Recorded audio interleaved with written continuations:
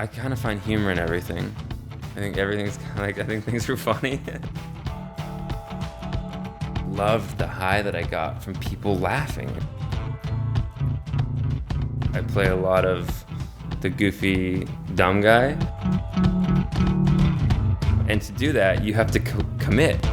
On this episode, we have actor Dylan Playfair, known for his role on Letterkenny, a hit Canadian TV show, and he's also in the Disney's Descendants franchise. Dylan started off in hockey before making a career move into acting, and he found almost immediate success. And now he's producing his own projects. We met on set of a horror movie. We filmed in Oxford, France, South Carolina, Ontario, Nevada. We filmed the Ferguson, Missouri riots. We met 2 prime ministers of Canada, and we backpacked through Thailand and Cambodia. And our story is kind of a story of Canadian filmmakers. I just want to go back to, why did you go from hockey to film? I always wanted to tell stories. I always enjoyed the idea of holding court in a dressing room or telling stories around kitchen tables or campfires. My dad's always been a really, really good storyteller. And I was kind of no one told me how hard it was supposed to be. My plan A was the NHL. My plan B was an actor. Actually, my plan B was a professional director. And then if that didn't work out, then I was going to be an actor. So, I trained really, really hard, and I had a really clear vision of what I wanted to do in hockey. And I made it to the BCHL, which is a high-level junior league in Canada. And I had a year where the universe was just kind of like, hey, you made it this far with piss and vinegar, basically.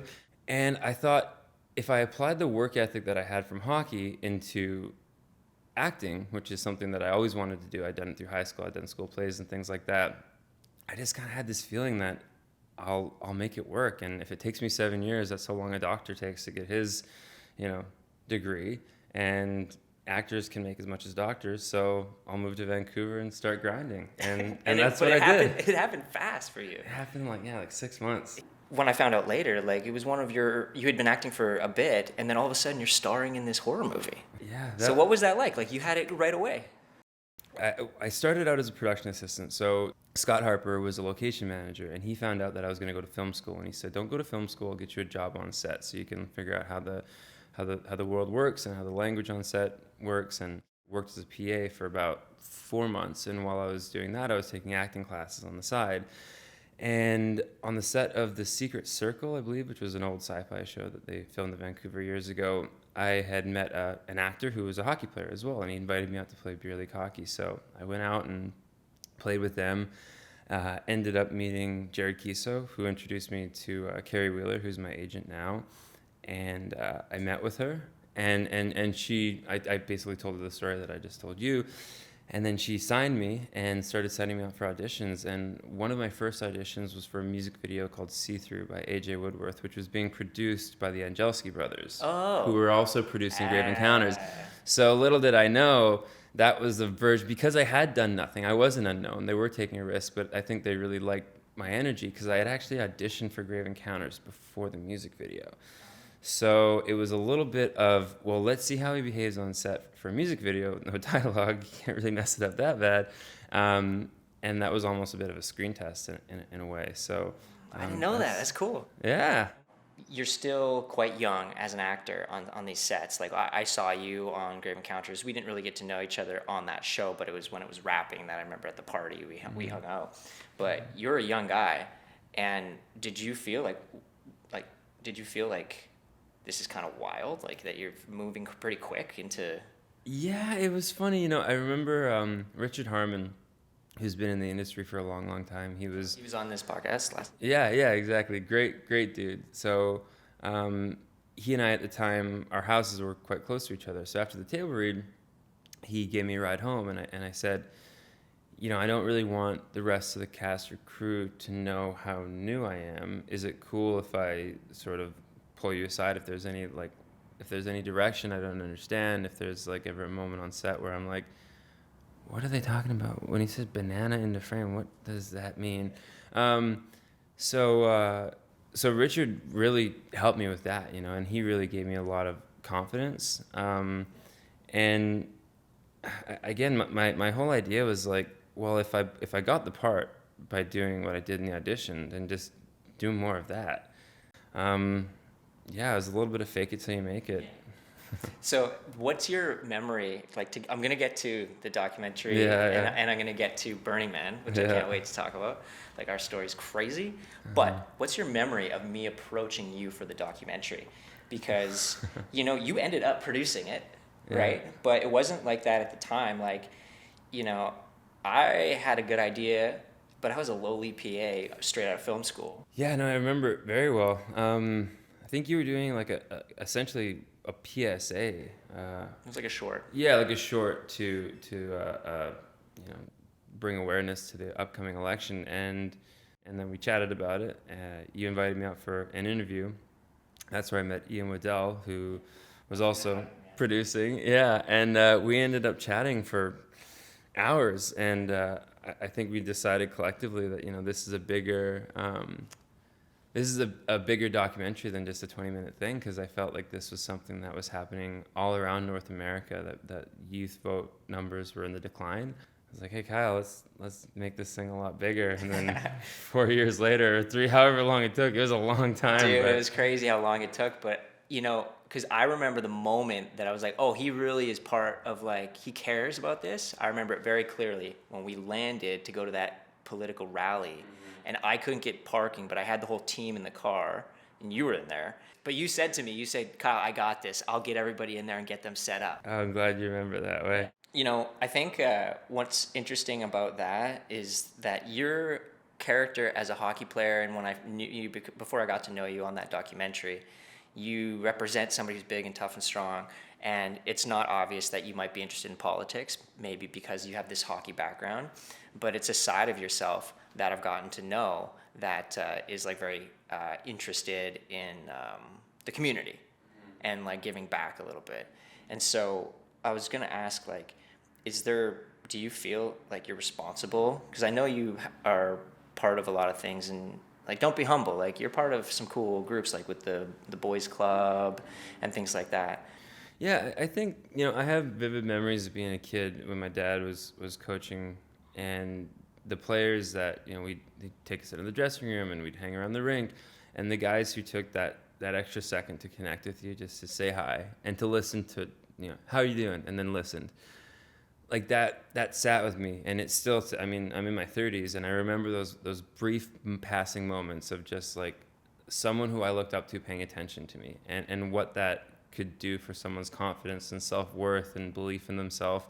And when I started coming into a place where people wanted that time with me, where I became a known figure, I thought, if that's the least I can do, I'm going to do that. I want to make sure that when I interact with a fan or a young person or someone who is interested in where I've been and what I've done and where I'm going, that moment with them, that time with them, I think is really important to give and to be genuine with it, because I've benefited from those from Ian sitting down with me, and exactly like you're saying, he didn't look at me and go that, like, I was a fighter in hockey. I had like many fights. I had lots of penalty minutes. I was, for all intents and purposes, a bit of a meathead. But he spoke to me as an intelligent person who was interested in something that he cared about, and that just felt good for me. So when I talk to someone who's interested in acting or producing or transitioning out of a sport, and like anything that I feel like I can be of value as far as like, hey, this is how I did it, this is what I would do if I were in your position. I can't tell you what to do, but I think I really cherish those opportunities, and having been able to be on a show that's done really well, and it's gotten to the point where just taking a picture with someone can brighten up their day. Like, it's like kind of corny, but you said not to be humble. It feels like a superpower. Yeah. And I feel like really honored to have that, and so I do my absolute best to wield that responsibly. Yeah, it's interesting. I remember it in France the first time that somebody recognized you in that hostel that we stayed in. Oh, yeah. And I was like, what the fuck? I was like, we're in France. It's like, but it was from the Letterkenny videos. Yeah, that's right. And they saw that. And it's cool, you know, you present, or anybody, not just trying to like focus on you, but when people present as one thing, but they might be a different thing. Mm-hmm.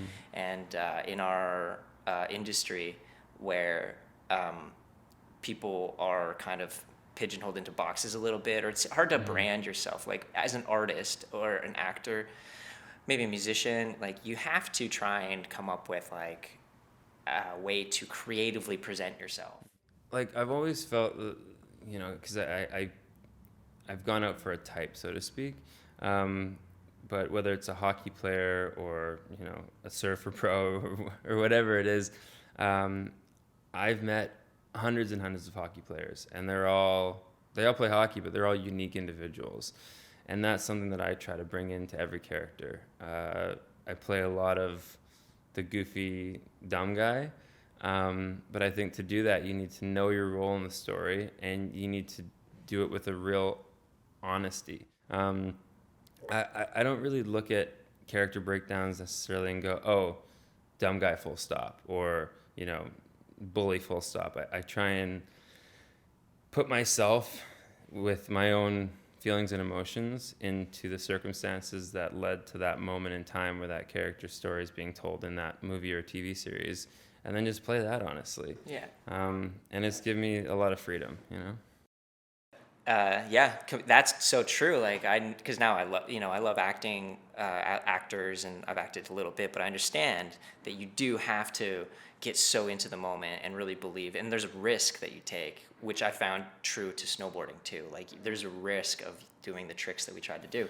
Yeah, and it's almost more dangerous to, you know, I assume you're doing a backflip, and if you go halfway, that's way more dangerous than maybe even over rotating a little bit. Like you don't want to land on your head. You'd rather, I don't know, I've never snowboarded before, but I assume that like commitment is a huge part of landing so tricks. Big. It's so big, yeah. Mm-hmm. And there's a bit of a risk too, just like acting, you commit, sometimes you do something and you end up crying or whatever, you go for it and it doesn't, it's like let's go another direction, right? Yeah, totally. So that's cool. Okay, so we've talked about you and the background producing the documentary, and now I'm going to get to the Burning Man story. We're almost there. So the documentary is taking off. Now we've filmed, but your career, remember, was also taking off. Mm-hmm.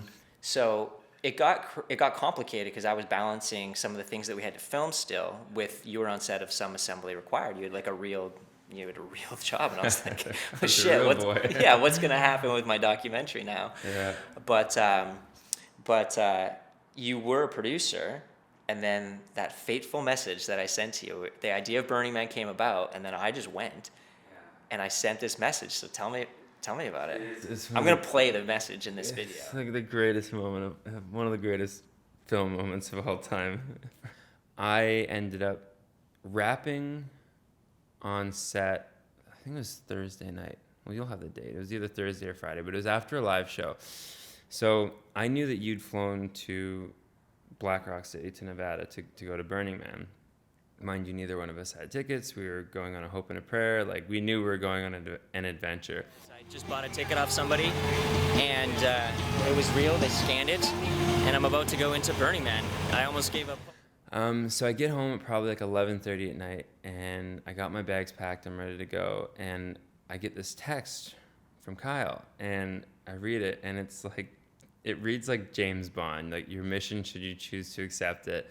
You need to get yourself to Black Rock City, bring cash. You're going to need to get yourself a ride from the airport in Reno, Nevada. There is no currency at Burning Man. You will need something to trade. I suggest apples or like, I don't, you're going to read it. Dylan, cell reception is gone. I did get into Burning Man though. I got a ticket. It's $600. Take the plane to Reno and a 2-hour taxi to Getlatch. I'm at the journalism camp at 615 in H, and you will have a mission to get here. You're coming at the end of the event. You're gonna have to boot it because they may close the gate at 6 p.m. Thursday, and you need to meet me. I'm trying to put your name down at the gate, but don't rely on me. Just get inside. Tell people, though, that you're with the documentary. Everyone knows about it. Just bring a backpack, warm coat, water, and pants in case you have to sleep in the desert. I did it for a night. It will be fine. My location again is 615 and H. Tell everyone you were with me. Everyone will want to help you. And then you're like, best of luck, basically. So I was like, okay, all right. I land. I'm like, I can do anything. I'm gonna make it work. So I get in this cab. There's one cab driver at the airport, and I'm like, hey man, I need you to take me to Black Rock City. He's like, dude, that's like several hours away. I'm like, I have $300. He's like, let's go. So I get to the entrance. I get to the front of the gate. The girl's like, you don't have a ticket. You're not getting in. So I'm like, you know, it is what it is. And people at this time in the festival are leaving. And this guy comes out and he's so dehydrated. I can tell he's just kind of been through the ringer, but he's got this bike. So I'm like, hey man, you look thirsty. And here, have an apple, have some water. He's like, dude, an apple and a water right now. It's like, thank you. Take my bike. I'm like, I needed a bike. Thanks, dude. That's awesome. So now I got this bike. This girl comes up and she's like, hey, like I see you got a bike and a backpack, but you got no tent. My friend ended up bailing last minute. Like, I've got this tent. If you'd like, you can have it for the weekend. I'm like, yeah, amazing. Have an apple and some water. Incredible. Then like a couple hours go by and the woman who's running the gate comes up to me and she goes, hey, I've watched you interacting with people leaving the burn. That's the spirit of Burning Man. I actually have one media pass. If you like it, you can have it. So I was like, no way, it's incredible. So she gives me the ticket, I get in. I'm like biking with all the cars coming in, go set up my tent, and I realize how big Burning Man is. 70,000 people. It's a city, it's huge. I start literally like biking around looking for Kyle. And the way that like the camp's set up is like each camp will have something different to give away. So I'm biking, I'm like, Kyle. Dude's like, hey, I'm not Kyle, but I got a tequila shot if you want one. I'm like, yeah, that sounds cool. So I pull in and have a shot with him and give him an apple. And they're like, what are you here doing? And I tell them about the documentary. And they're like, well, let's go find Kyle. Like, let's figure it out. So I've got at this point probably like 15 or 20 people on bicycles behind me. And we're biking through the playa, just yelling Kyle aimlessly into the abyss. And hand to God, if it wasn't 5 minutes later, we come around the corner and there's Kyle with his camera. I have the clip. Recording an interview. I'm gonna play it here. Oh, it's insane! Dude, you made it! Dude, we're in! That's insane! Dude, hop on my fucking handlebars, bro. We're going to the fucking burn. Cool, my bike's over. Dude, you made it! Dude, we're in! It's just like, I couldn't believe that happened. Awesome, like that dude. fully makes you believe in the alchemist or whatever. Yeah. You know? And then we got it on tape, you know, and there's like a different side of you that emerged after that, because that was the most amazing. We filmed that night. We got the shots we needed for the doc. And then the next day we had 2 days. And then the third day, I was gone by that point. Like, I was so out of it with heat stroke. I had been in the desert for a week. I didn't have any food. People gave me food. But I didn't have food, shelter, anything. Slept the first 2 nights out under the sun, under the stars. Yeah. And so by the last day, I couldn't even put a shirt on. And I have this clip too. I just like hold it inside out, like not even thinking. Jesus Christ, I can't handle this, man. Dude, what happened? I'm just so hot. It's the desert, man. You need to drink some water. Okay, so where's the back? There's the back. You're a beauty. Thank you. Good stuff, man. Lost my faculties at that point, and you got us out of there we hitchhiked out. Yeah. We hitchhiked to Reno. After that, we nearly got in a car accident because the driver fell asleep. Yeah. That's crazy, dude.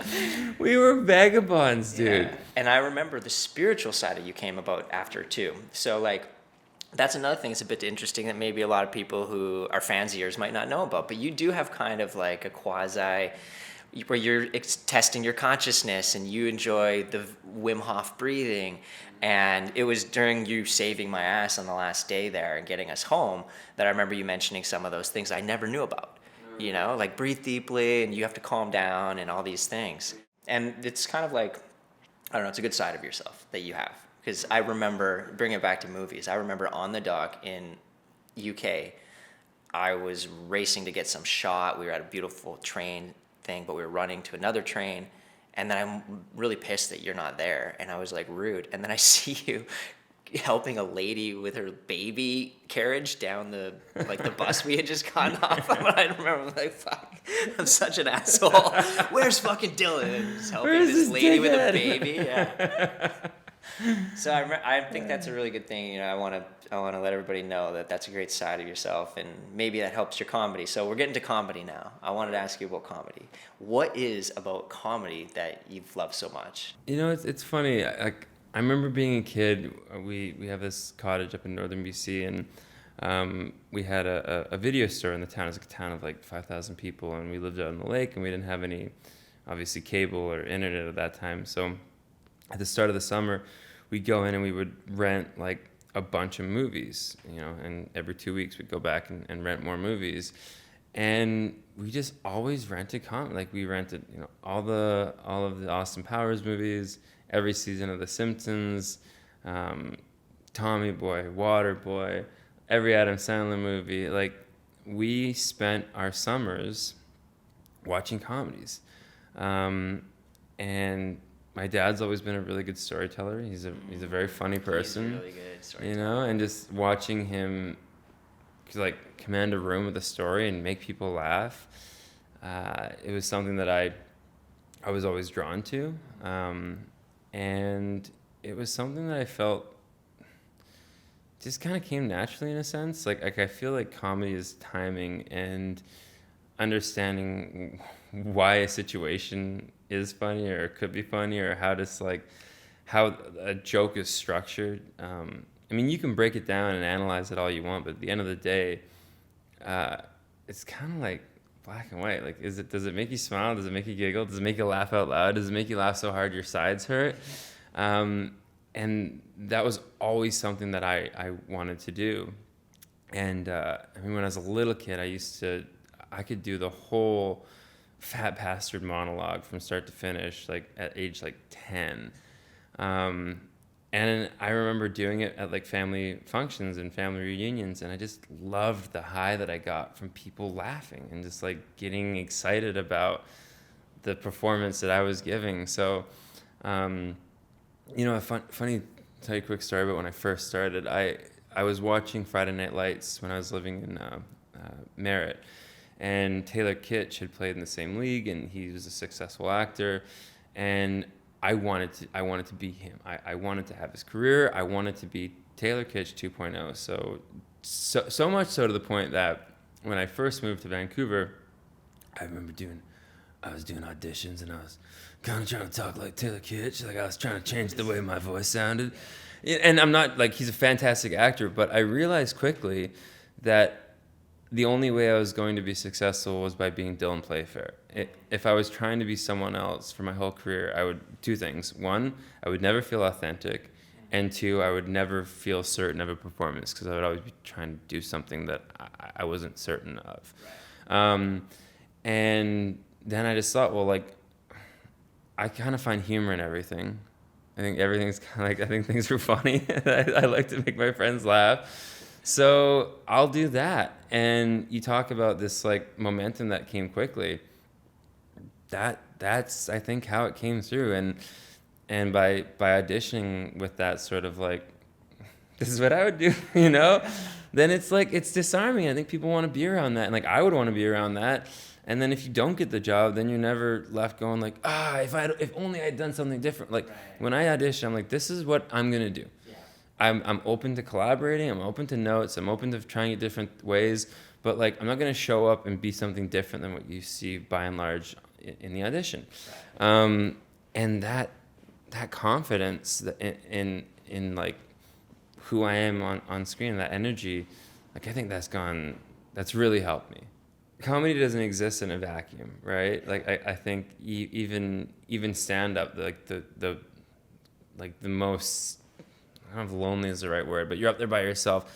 Like good stand-ups, people go, oh my God, it's true. I know exactly what he's talking about. You're connected. You're in on this joke. You understand exactly where they're coming from. You know, even more so in a scene, you're playing off of people. That's why chemistry in comedies is so important. Like there can be nonverbal cues happening. There can be, you know, a good chemistry is hilarious, and so yeah, it's certainly a sense of humor does not develop in a vacuum, and I think you draw little bits of inspiration from many different areas of life. And do you and Andrew have a process? Because you and Andrew Herr are obviously so funny together. Do you guys, like, tell me about it? How does it go? Do you drop into yourself, or you kind of... Well, Andrew and I got lucky because we'd known each other for a while before Letterkenny started. We were, we had the same sort of friend group at UBC. I was not going to UBC, but my friends were. But his and I, like, our process was just like practice like crazy. Like when we got on set, like we knew the lines frontwards and backwards, in 7 Ways from Sunday, which allowed us the freedom to improvise a bit or to like play with moments with other actors. So much of our stuff was like pop, pop, pop, pop, pop, pop, so super duper fast. And you don't get the luxury of multiple takes when you're shooting like the way we were. So for us, we just practice a ton. You don't get that on every set. I think spending time with your scene partner, especially in a buddy comedy, like you want to have some rapport offset that you guys kind of can get a sense for each other outside of the actual, set. And then it's really just being prepared. Like if you're trying to figure out what the next line is, it's going to be a lot harder to be funny. Like if you know the material front and back, then you're free to change things. There's this sense of like trust that if I do something crazy and it doesn't work, they won't let it make the final cut. So. Right, totally. Maybe that is the trust where, like, because like I said, I love just laughing with like my wife and brother, but I trust that when they're making fun of me or we're making fun of each other, that it's not really. It's not, you can't take it personally, right? Like, yeah, exactly. And I guess I was going to ask, why do you think that Letterkenny resonated so much with everybody, especially in Canada? People just love that show, and I think actually all over in America. Yeah, it blew up. I think it was because every fan feels as if they knew or know someone from Letterkenny. There's like a real personal connection, which again goes back to that idea of like comedy not existing in a vacuum, right? Like there's this like, oh yeah, I know that. Like this is for me. Like I'm a part of this. I'm in on this joke. And Letterkenny did a really beautiful job of making that small town so global. Like people really felt like they were part of this community, and I think that's what like good joke telling is you're like, I get that. Or if I haven't experienced that, I know why that is funny. Right. Yeah, that makes sense. And so, do you have a process? Yeah, I think good writing makes the process easy. When I first started, I had little I have a shorthand in my prep process where I'll break down a script and I'll sort of create the energy of the scene with like symbols and like references to other people that I've met in my life who I think like, oh, that reminds me of this person, or that reminds me of that person, or oh, like this song plays through my head as I'm breaking this down. So when I've properly prepared a script, it looks like a crazy person has jotted all over it. Like I like to put a lot of notes in it just because it helps me sort of get the ideas out on paper, and regardless of whether or not you ever use them, if you just have that thing percolate and go, oh, what if I side-eyed here and then like stopped here and like, oh, this makes me sick, or like this is effing insane, like that process of like commentary on the page. So then when you do get into the moment, you sort of like subconsciously, or I guess consciously, played out. You've already improvised a bit with yourself in the breakdown. So you've made some choices. Yeah. My process is very, very much in like script breakdown, and then I think you have to just really trust that the person that you're on set with is like gonna share in those twisted choices. Yeah, and like feed and build together. Yeah. And sometimes you have to make changes on the fly. Like if there's someone coming in with a different vibe and you're like, okay, yeah, that. Okay, this is why this is funny now. Okay, I see you. Like, let's go that route. Yeah. That's cool. I'm excited to do more acting. I don't know when, but I'm excited to. Well, you keep making stuff and Tarantino yourself. Put yourself in every movie. I know that's actually probably how it'll go. But like also understanding more about like class and stuff, and just like learning a bit more about it. It's pretty interesting how they all start to relate. this is a bit of a tangent, but I just started hearing some of the fantastic costume designers that we were talking about on this recent project tell their perspective on why costume is so important. Yeah. Because I think what I would do in the past when I was more an amateur, even before listening to these really high-level costume designers talk, is they would say, I would say like, oh, this looks good, or this might work well with the scene, and you're thinking about colors and stuff, or if the person looks cool and they look attractive, like, tend that way. Of course, if it's an outfit that's a doctor, has to look like a doctor in a doctor's office, but I'm not talking about that. But the costume says how the person thinks about themselves in respective to the other people. Yeah. Maybe their parents they don't like. If that's true, they would dress differently from their parents. Yeah. Maybe they're trying to run away from they're poor when they grew up and they're trying to hide in a way than be rich. So you're gonna really make like a deep choice about what you're gonna wear. So you get so much opportunity to play, and I'm just talking about costumes. Yeah. So if I apply that to acting or directing or producing or writing, or even cinematography, it's like, wow, there's so much to learn. There's so many choices. All that stuff is to serve the same purpose, right? Which is like a believable, good story. Yeah. And like you said at the beginning, what's real? And like, a lot of acting coaches say you build the character from the shoes up, and if we want to get into the nitty gritty of like the process, like I fully believe that. I mean, Riley wore flip-flops and board shorts and tank tops all the time because he was chilling in the summer, unless he was in the winter season and wearing a suit to the game. You walk differently in flip-flops than you do in cowboy boots, and there's an energy to a walk in the color choices that your character makes. So that also comes down to the breaking down the script, like who am I talking to, where is the story set.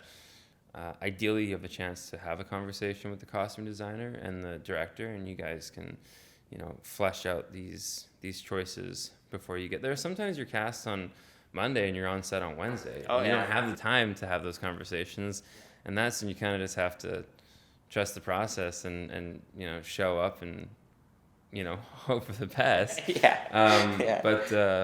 But yeah, there's so many different ways to do this job, and I don't think there's one right way necessarily. There's different processes for everyone. Yeah, and every project. The other thing that's so interesting to me is like the breadth of projects. There's low budget projects and big budget projects. There's acting on a set that you're just getting it done because you have to and you're running out of time, and this was kind of like a shit show day or whatever. And then there's like if you're producing or directing something, you think about it quite a bit for years about how this, you have a vision that's been built up for a long time. And then in acting and in our job, in our world of the film industry, you also have even podcast stories where you're just getting the voice and just the tonality. Yeah. So you can have that where it's just all the performance, the acting, and who cares what they're wearing. Or you can be like Christopher Nolan, where he's picking everything, or Stanley Kubrick might be a better example, where he's like picking every little detail of everything. And it's a weird world that we work in, because like you said, sometimes you have the time to have the chat, and sometimes it's like, just stand over there and say that word, please. Yeah, exactly. Yeah, it's such a fascinating industry, and there's also like, I think there's room for everyone, which is cool, and that's something that, like, when I first started, I remember some schools that I explored going to had this policy of you can't audition until you graduate. And I thought, well, that's kind of crazy, because what if there's a role that's perfect for me right now in this time, that's perfect for when I haven't graduated, for when I don't know everything yet, for grave encounters too. Like I don't think I would give the same performance today as I did when I was 19, nor would I want to. Like, I've changed as a person. So I think every character you play is a bit of a reflection of who you are at that time, where you are in your life. And, I think like a cool thought experiment is take your favorite film and imagine the exact same movie with like a different lead actor. That's a different movie. Or the same actor now, as opposed to when they were in their 20s or 30s or 50s or however old they were when they did it. Like, movies are these interesting, and TV shows are these, like, they're moments in time immortalized, right? Like, I got really into photography, and I thought, like, snap, that sound of like a film photograph being taken, like, you're taking a moment in light and time and immortalizing it.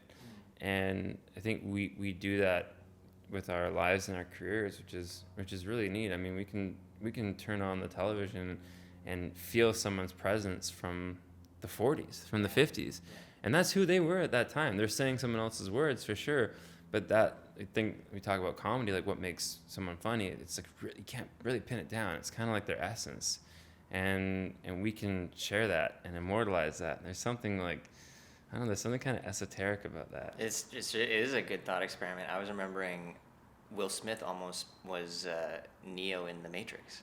A different movie. Totally different movie. Yeah. Right? Yeah. And you can see it too. It's like, and it's not like in a parallel universe, Neo was played by Will Smith, but in the one we live in, Keanu Reeves, you know? You have some sassy lines here and there, probably. Yeah. You have to, because producing is a totally different muscle in a lot of ways. You're trying to talk about numbers and budgets and money and long-term plan and how to get all the pieces together and get people attached, which is, like, you still need your leadership skills, but it's a lot different than acting, right? Yeah, for sure it is. So for you, like, I think you mentioned it a bit before, but why producing? I think to take a little bit of control over the things that are out of control of an actor, to take a little bit of ownership. And I think there comes a time, at least for me, where I started looking at the actors that I wanted to be like, and many of them start producing their own stuff. And I like to think that I have a strong work ethic, and I want to do more than just act. And I love acting. I love it. But I think to do it for longer, there comes a point in time where you have to start creating your own stuff. And then if you get, a really good team around you, you can start producing other people's stuff that you really like. And, I'm in an industry of content creation, and I really like all the different parts of it. And I'm not necessarily, like, I'm not going to sit down and be able to hammer out like the full budget, but I understand it. I having done it for, since 2012. It's crazy how long. You pick stuff up, and if you're an inquisitive person and you ask questions, you start to learn things, and then, you start to do things yourself. And I think it's a bit of a natural progression, especially if you're really interested in the craft as a whole.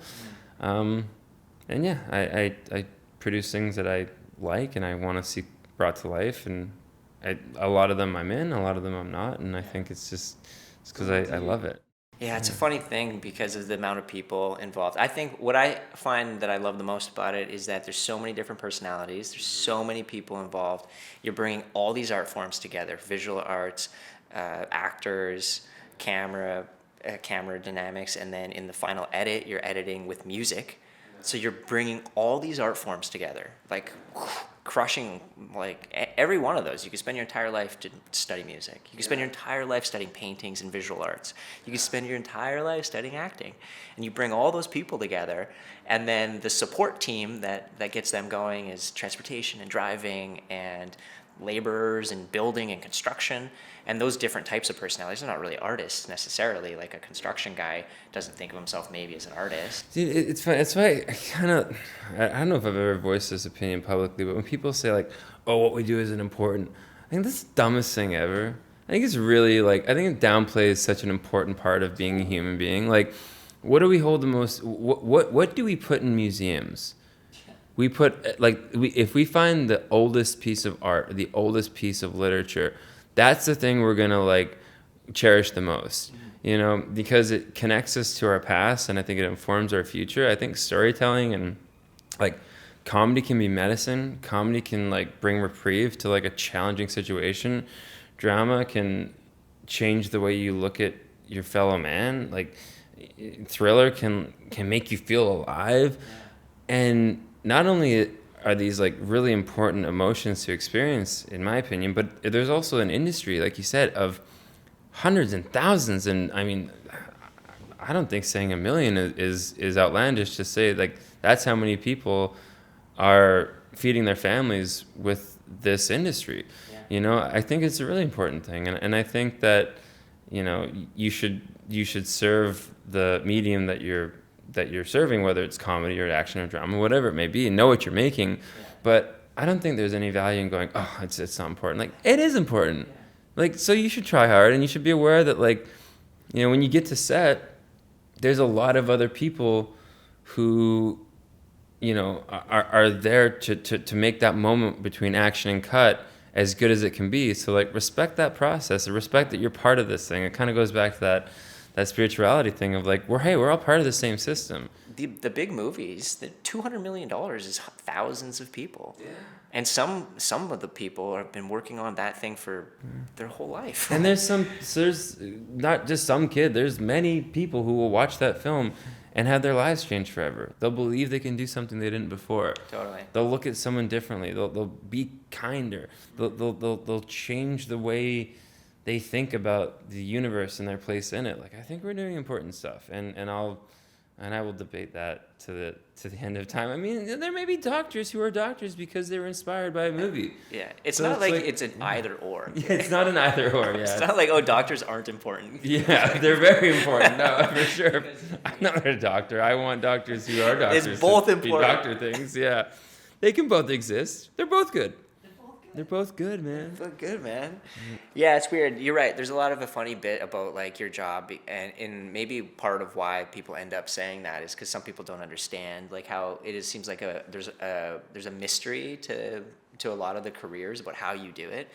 You know, I think you may have got this. I think you've expressed this to me once or twice when somebody said, "Oh, I want to get into acting," but you get the conversation from them, and you can tell they're not really that serious. Yeah. And you're like, okay, well, it's a big deal. It's a career move. Yeah. Yeah. You don't dabble into it. It is a funny thing. How do you get into it? Well, funny you should ask. What do you want the most in the entire world? Yeah. Is it acting? Then I can help you. If it's not that, then find that and chase that. Yeah. Yeah. So I was going to ask you, because I do think you'll be a great director. I've been meaning to tell you this because of some of those moments where I've seen you under pressure being so kind and compassionate, like the baby being taken down the stairs. Or once when we were trying to talk to an investor about getting their money for a project, and I remember you said, well, it's not going to work out for us if it doesn't work out for you. Like, we're looking out for you. And I remember thinking, like, you really did understand that investor in that moment. He didn't end up investing. But I remember those moments where you have this kind of skill to be compassionate to other people. And I think the pressure of directing gets really high at certain times. And I think you have the capacity to keep people motivated, forward-looking, have a good time.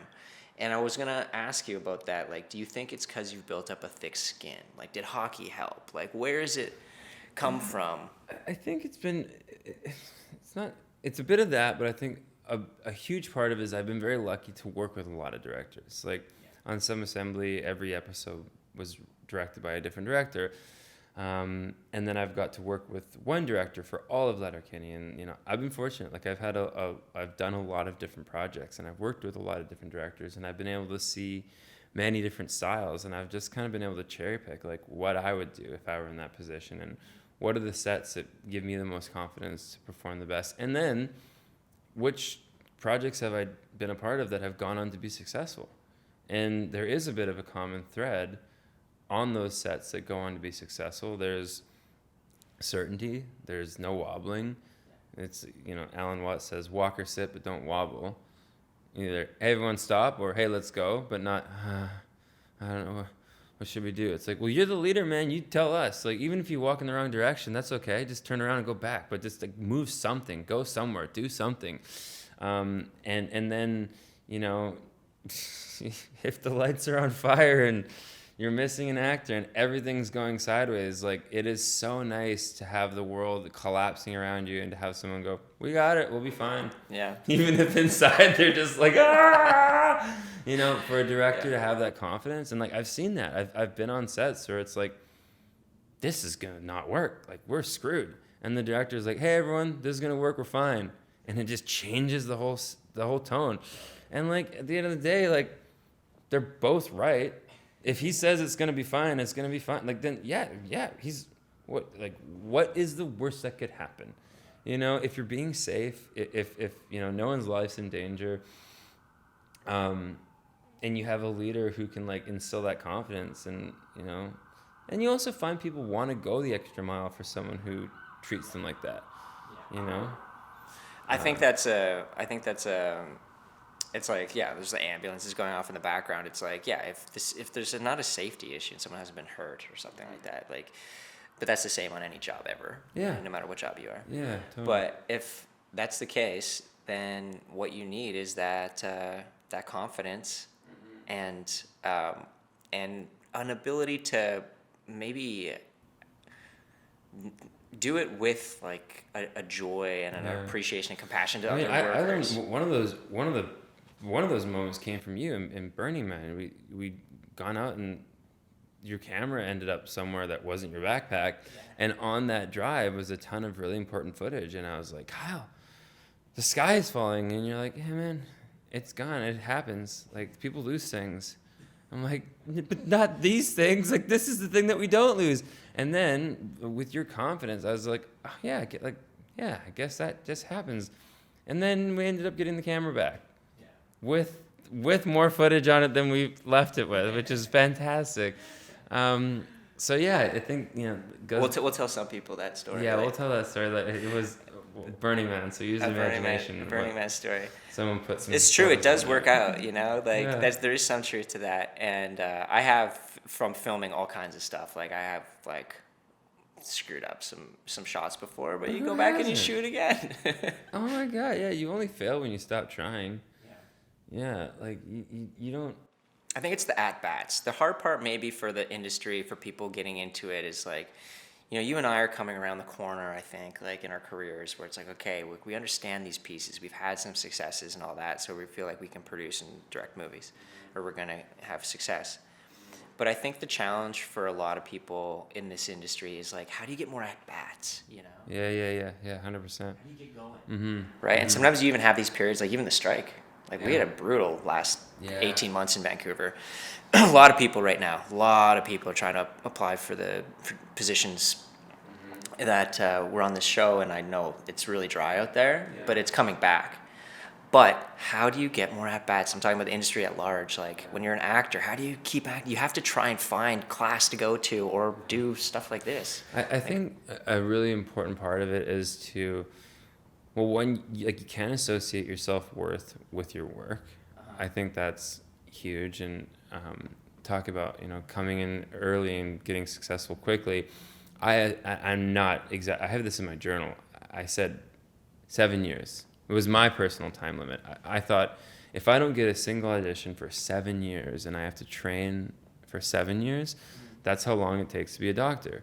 And I fully expected to make as much as a doctor, because I you know, this isn't like secret information. You can go on the internet and find out how much TV stars and movie stars make. And I'm like, that's a lot of, you can make a really good living.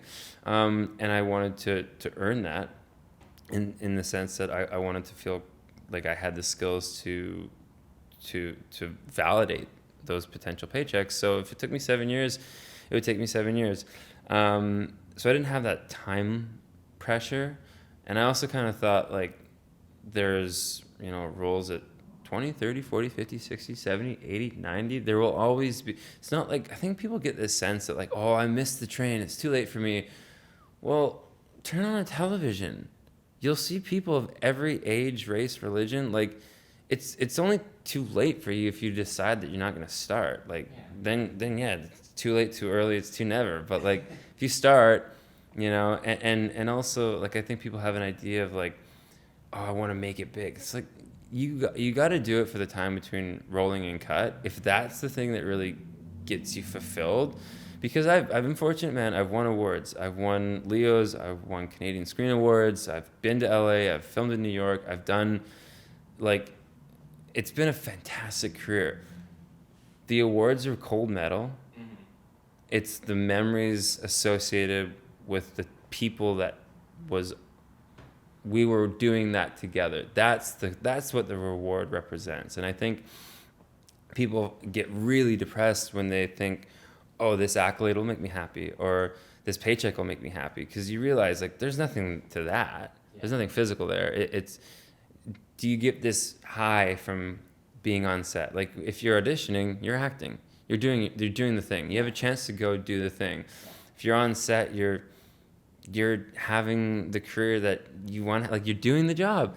And I think, you know, people, if you talk about getting at bats, it's like, do theater, go to movies, watch television with an angle of like watch the credits, you know, like get engaged in like the daily news of what's happening in the industry. And if you have an idea, find some friends and bring it to life. And I know it's cliche for a reason. It's because a lot of the best projects that have ever been made were made with that heartbeat. Totally. You know, like, if you don't see the thing that you want on TV, go make it or write it. Yeah. You know, and then breathe life into it. And the first time you do it, don't worry if it's a piece of shit, because it's great in some way. Yeah. Who cares, man? And yet, if you just remember that, if you remember, like, this is an artistic process, and there's always going to be, like, this part of it that even if the ultimate film doesn't turn out that great, or nobody hears about it, or maybe it is great and it still doesn't get out there, but there was this scene, or there was this moment, or was an idea that we tried for. Maybe we didn't hit it. Yeah. You know? Yeah. Yeah, you have to believe in it, that's for sure. It's the at-bats. Yeah. Sweet, man. Well, thank you so much. You know, I'm going to wrap up with this funny little thing where, as the podcast, as I mentioned, it's about shining light on Canadian talent, you know, and good people. And my mom used to say to me when I did something nice, she would say, Kyle, you're a good man. A good man's hard to find. Well, Dylan, thank you. You're a good man. A good man's hard to find. Kyle, you're a great man, and great men are hard to find. Love you, buddy. Thank you for watching. If you enjoyed this episode on Dylan Playfair and how we produced a documentary on Burning Man, we've got plenty more for you. Because the film industry is evolving. The big studios are struggling, and it's always the independent creators that are moving things forward. So you can help out by subscribing to our channels or checking out some of the tools that Set Tracker has built for filmmakers. We're on Spotify, on Set Tracker Behind the Scenes, and on Instagram, we're Set Tracker. I'm Kyle McCatchin. Thanks for watching.